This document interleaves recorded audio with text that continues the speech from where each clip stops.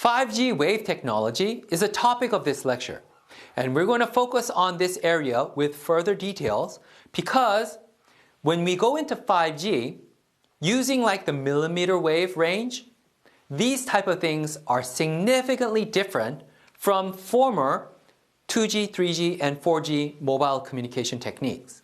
So therefore, we need to look into this in further detail. And we'll start off with this table, where below 6 GHz range, which focuses on below 1 GHz, 1 GHz, 2 GHz, 3 GHz, and 4 GHz frequency ranges. Then, above 6 GHz, there is a 6 to 24 GHz range, 24 to 30 GHz range, 30 GHz range, and 40 GHz range. Evidently, as you can see, in the yellow columns focused at 3 GHz and 24 to 30 GHz, that will be where the major range of focus is in. Looking at some of where the companies are focusing in, for these companies that are participating in the 5G NR technology standardization, let's look at where their focus is and their future products and services are targeted.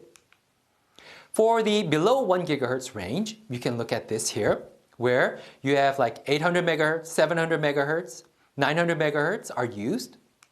In the 1 GHz range, you can see at 1.8 GHz, this is where companies are focusing on some future technology and 5G services.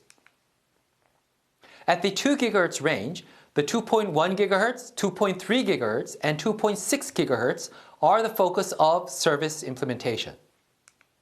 In the 3 GHz range, you can see much activity focused around the range of 3.3 to about 3.7 GHz. Going beyond to 4 GHz, you can see the ranges that go up to in the range of 4.4 to about 4.99 GHz are the range of interest.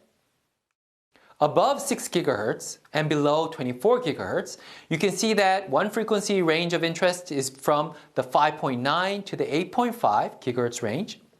And also there's a 12.2 to 12.7 GHz range. Going into the 24 to 30 GHz range, this is where a lot of interest is being invested into. And you can see from the 24 GHz going up to like the 29 GHz range is highly going to be used. In the 30 GHz range, you can see from 31 all the way going up to like 40 GHz is the range of interest, and various applications and service providers are thinking of using this for their applications. And at the 40 GHz range, there is interest where the 40.5 to the 43.5 range may be used. In 5G wave technology, the millimeter wave systems are of prime interest. Compared to the LTE band, above 6 GHz in the millimeter wave band is where the major focus is because there is so much bandwidth which we can accomplish extremely high data rates.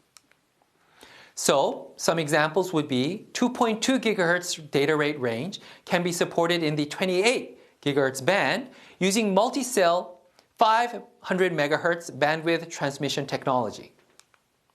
Supporting technologies to enable this are the 28 GHz polarization interleaved array, as well as the 60 GHz 360 coverage 16-chain CMOS RFIC techniques. One of the key technologies in 5G is millimeter wave, where millimeter wave signals can be beamformed. And taking advantage of this is very important. Multiple beams need to be provided such that sufficient coverage over the overall cell is enabled. This is because when a signal goes beyond 10 GHz, it starts to behave like light. What light does is that it cannot penetrate a solid object. On the other side of a solid object, you would have a shadow. Likewise, millimeter waves, which are far beyond 10 GHz, they act the same way. So therefore, shadowing happens very frequently, such that in order to get full support to avoid shadowing, you may need to have multiple base stations sending signals, directional signals, to a certain user, such that if one signal, you lose it due to shadowing, the other one will support it to provide continuous data rates. What this characteristic is called is line of sight, LOS, which means that you need to have line of sight connection, which means there needs to be a direct path that has nothing hindering, nothing creating a shadow in the middle of that path between the base station and your mobile device.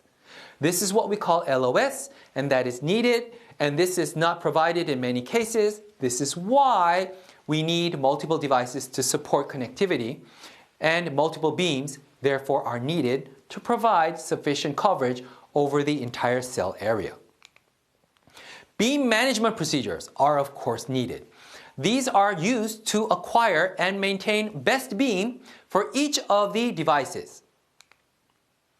The NR supports L1 and L2 beam management procedures, and this is how basically the operation could be accomplished.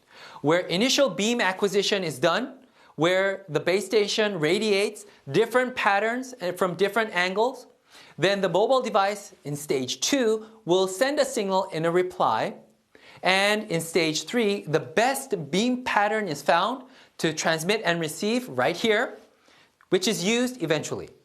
So after you look and scan, you get a reply, then you do the mix and matching to optimize which beam patterns you're going to use, and then you use it in stage 1, 2, and 3, right here.